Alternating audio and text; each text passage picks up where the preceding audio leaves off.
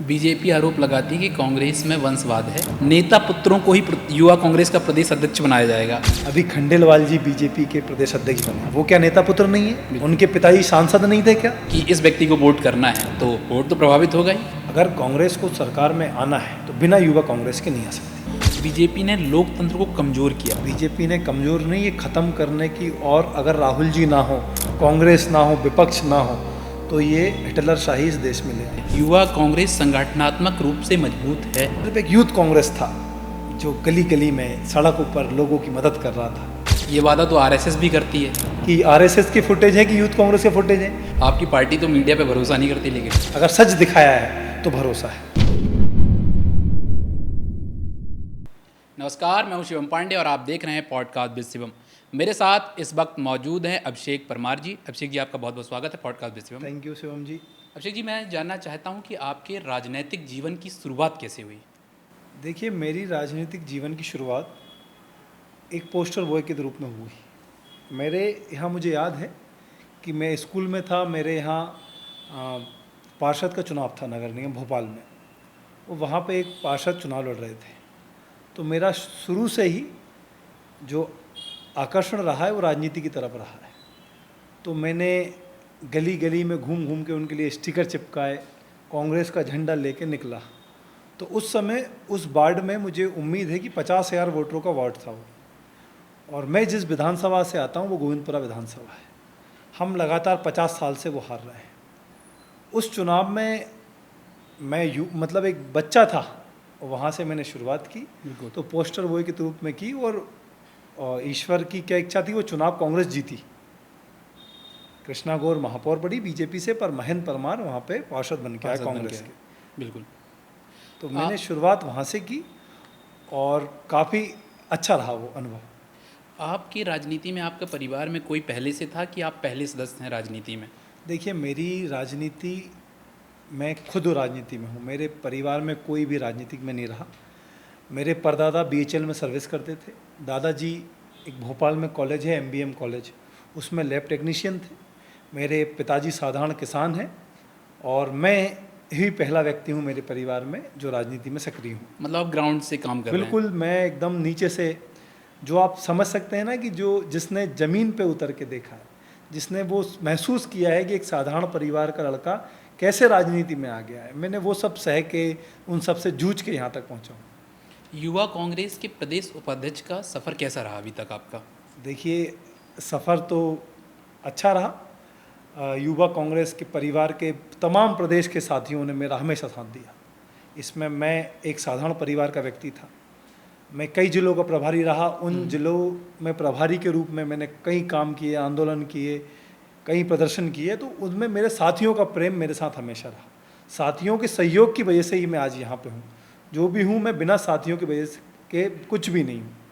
तो सफ़र में मेरे साथियों का जो प्रेम था, उसके लिए मैं ज़िंदगी भर उन साथियों का आभारी रहूँगा। संगठन में युवा कांग्रेस का चुनाव चल रहा है, आप उसमें अध्यक्ष पद के लिए दावेदारी कर रहे हैं जी। आपका चुनाव लड़ने का उद्देश्य क्या है? देखिए, दावेदारी मैं कर रहा हूँ, मेरा उद्देश्य है कि कैसे संगठन में साधारण परिवार के लोग आगे आएँ, कैसे संगठन में ऐसे युवा आगे आएँ जो उच्च शिक्षित हों, कैसे संगठन में ऐसे लोग आगे आएँ जो अपनी बात दमदारी से रख सके, कैसे ऐसे साधारण युवा आएँ जो जनता की लड़ाई, आम कार्यकर्ता की लड़ाई ज़मीन पे लड़ सकें। मेरा मकसद यही है कि एक ऐसा संगठन बनाऊं, एक ऐसा संगठन बनाऊं जिसको देख के पूरा प्रदेश बोले कि हाँ, ये यूथ कांग्रेस है, हाँ, ये यूथ कांग्रेस है। आज आपको प्रदेश की युवाओं की सबसे बड़ी समस्या क्या नज़र आती है? देखिए, प्रदेश की सबसे बड़ी समस्या, आप मध्य प्रदेश को देखिए कि भौगोलिक दृष्टि से कितना बड़ा है। तो इसको आप अलग अलग, जैसे आप बुंदेलखंड से आते हैं, तो बुंदेलखंड की सबसे बड़ी समस्या पलायन है। वहाँ रोजगार नहीं है, पलायन है। वहाँ पे जिसके पास पैसा है वो तो बहुत अमीर है, और ज़मीन पे कैसी युवा या कोई भी परिवार कैसा अपना जीवन यापन कर रहा है, ये आपसे या किसी भी बुंदेलखंड वासी से छुपा नहीं है।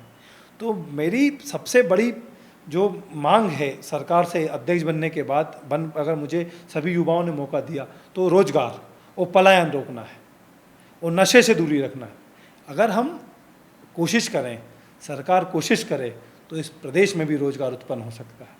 इस प्रदेश में भी युवाओं की बेहतरी हो सकती है, रोजगार आ सकता है, पलायन रोका जा सकता है। आपको अशिक्षा समस्या नज़र नहीं आती आपको? देखिए, अशिक्षा एक बहुत बड़ी समस्या है इस प्रदेश में। आप उठा के देखिए, सरकारी स्कूलों की हालत देख रहे हैं आप। अभी बरसात का टाइम है, सारे स्कूल में पानी चुक रहा है। आप हाई स्कूल ले लीजिए, हायर सेकेंडरी स्कूल ले लीजिए या मिडिल स्कूल ले लीजिए, सारे स्कूलों की स्थिति बद से बदतर है। अगर हमारे प्रदेश की ये स्थिति रही, अगर शिक्षित नहीं होगा युवा, तो रोजगार तो वैसे ही नहीं आएगा। कई जगह तो शिक्षा की नहीं है स्कूलों तो ये बड़ी समस्या है ना। सरकार पूरी फेल है। ये सरकार सिर्फ वादे करती है, ज़मीन पे हकीकत किसी से छुपी नहीं है। स्कूलों की स्थिति बड़ी दयनीय है।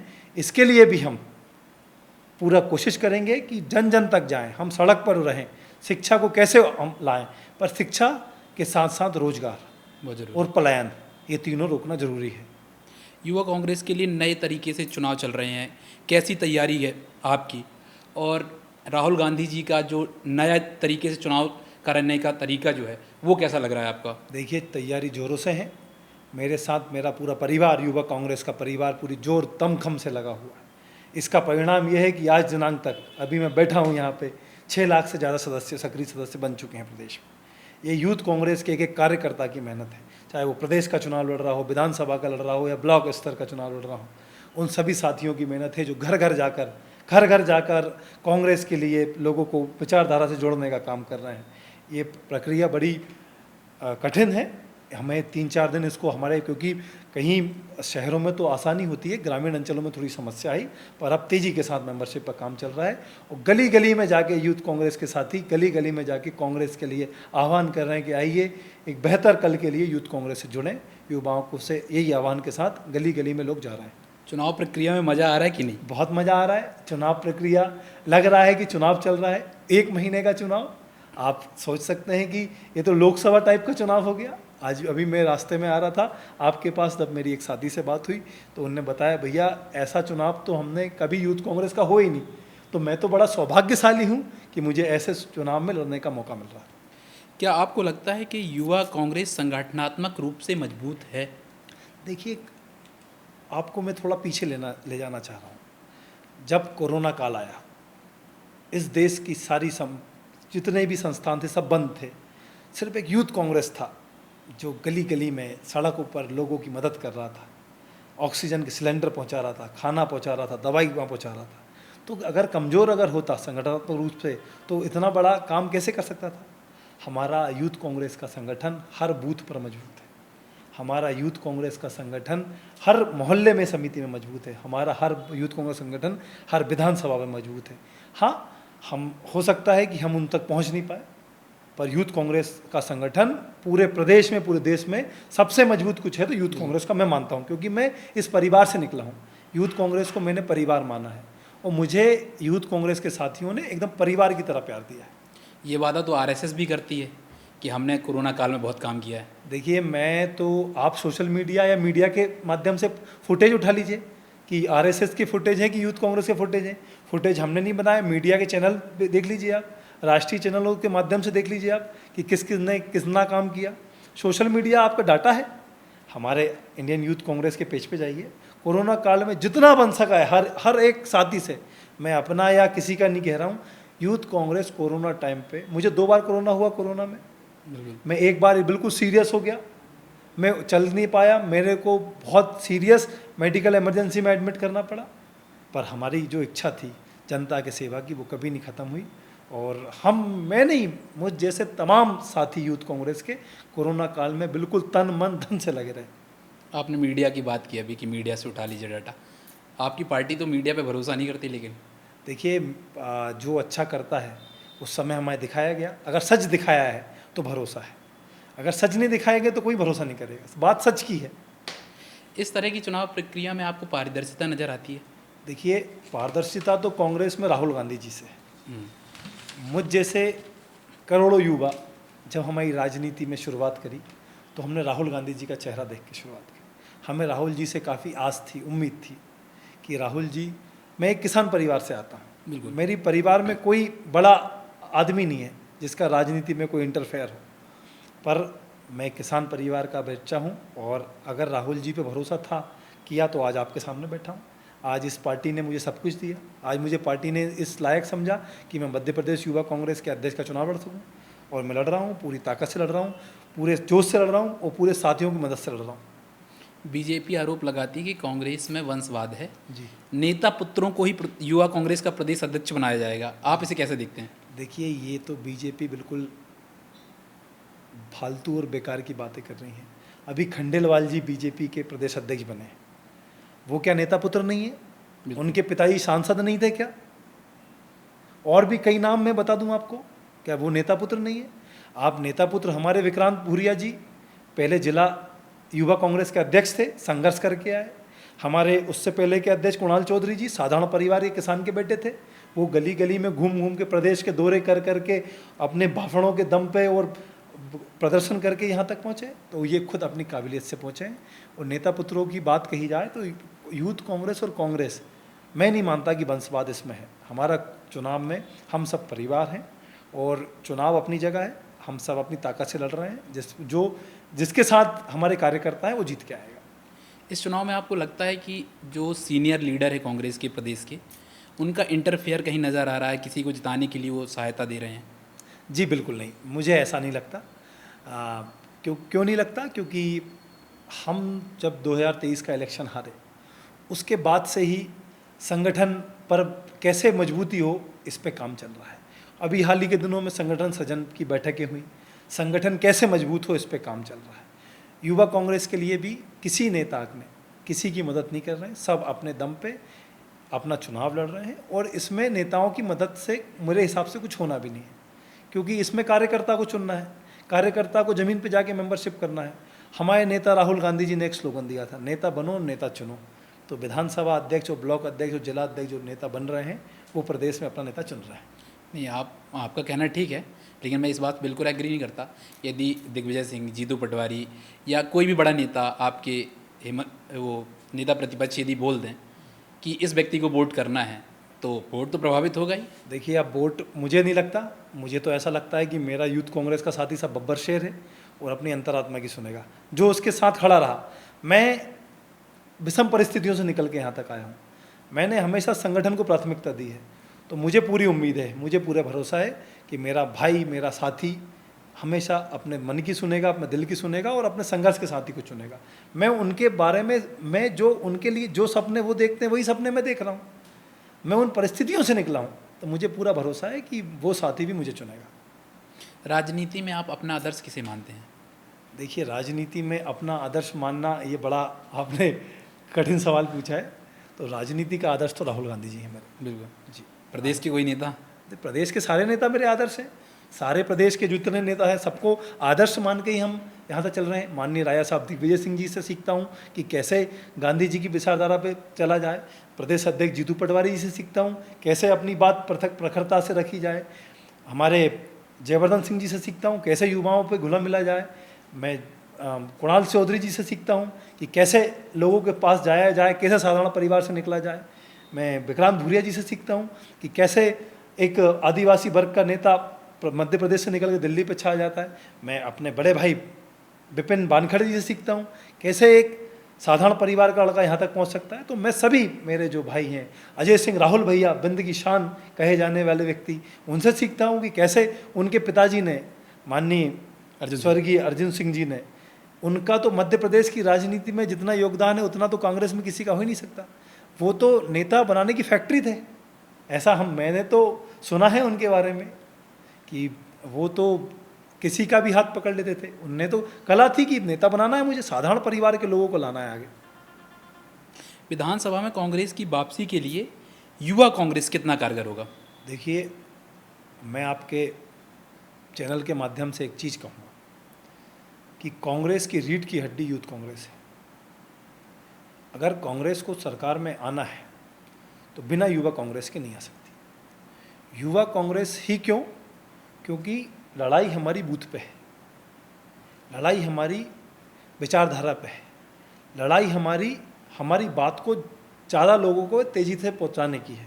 तो ये एक युवा ही पहुंचा सकता है। बूथ पे लड़ना हो, अपनी बात रखना हो, मजबूती से खड़ा रहना हो, तो युवा कांग्रेस ही 2028 में सत्ता का रास्ता युवा कांग्रेस से होते हुए गुजरेगा।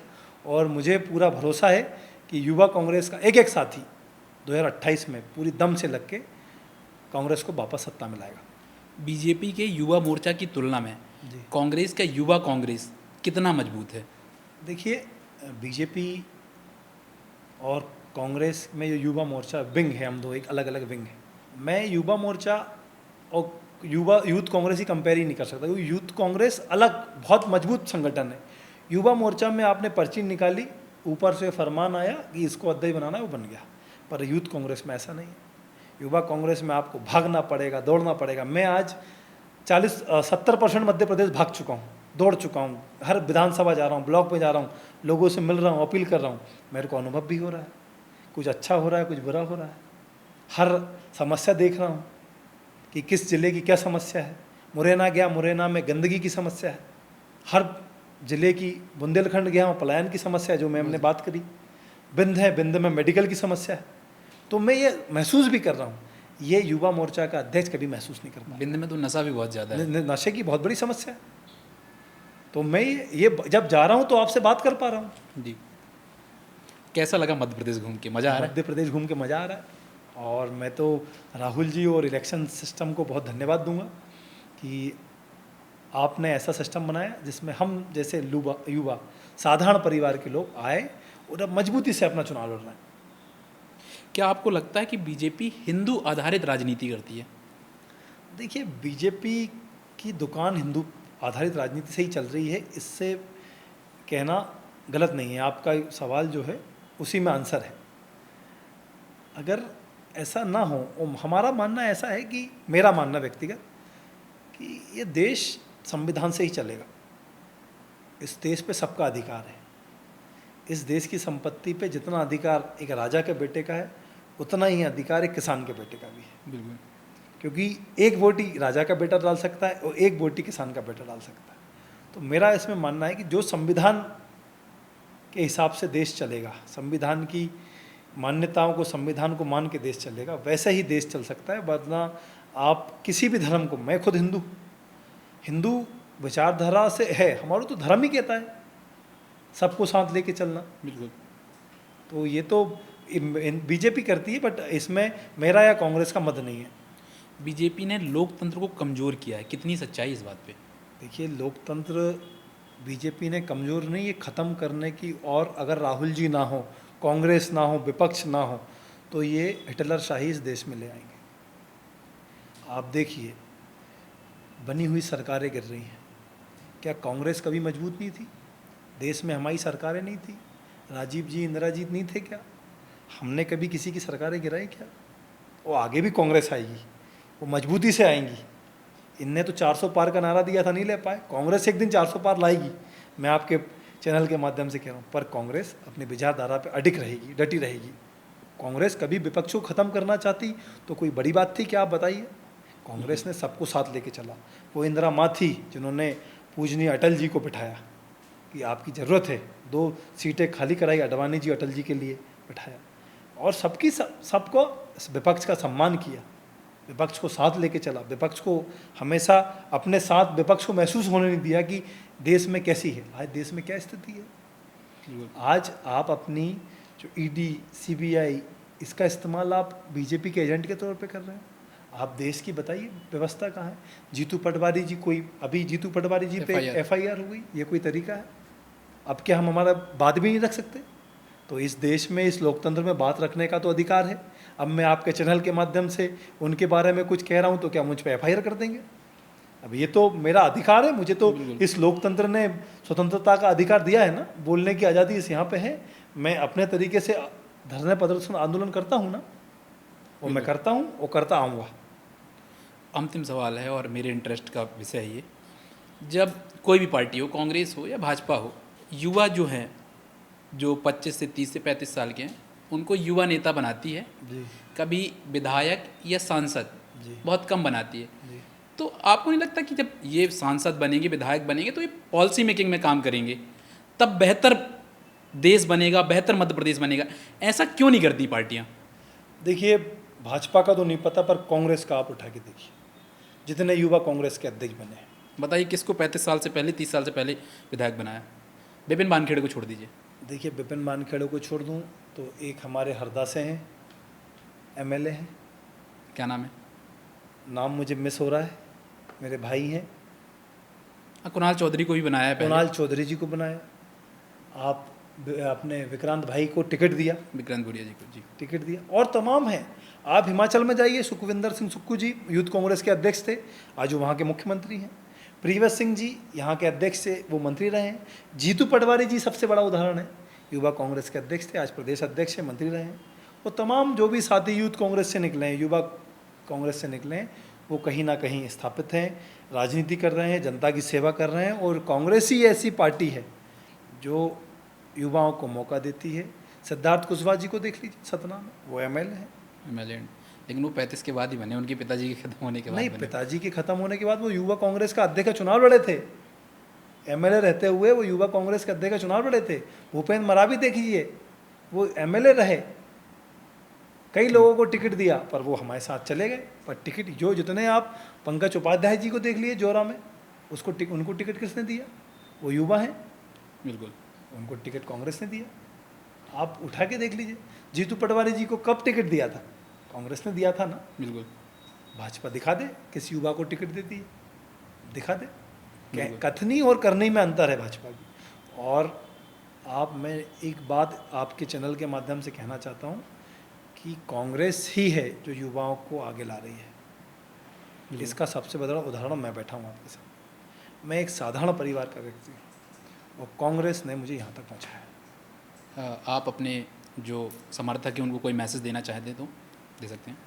तो मैं तो यही कहूँगा सबसे कि साथियों, चुनाव चल रहा है, आप अपनी अंतरात्मा की सुने, आप उसे चुने जो आपके जैसे सोचता हो, आपकी जैसे बातें करता हो, आपके जैसे जीवन जीता हो। आप उसे चुने जो बदलाव के लिए अग्रसर हो। आप उसे चुने जो आपकी और संगठन की बेहतरी की कामना करता हो, जो संगठन को ऊर्जा और वापस जो हमारे यूथ कांग्रेस की एनर्जी थी ला सके। तो साथियों, निवेदन है, मुझे बैलेट नंबर 3 पर चुने। धन्यवाद। तो साथियों, ये थे हमारे साथ अभिषेक परमार जी। आपने इनकी सोच को, इनकी समझ को आपने सुना।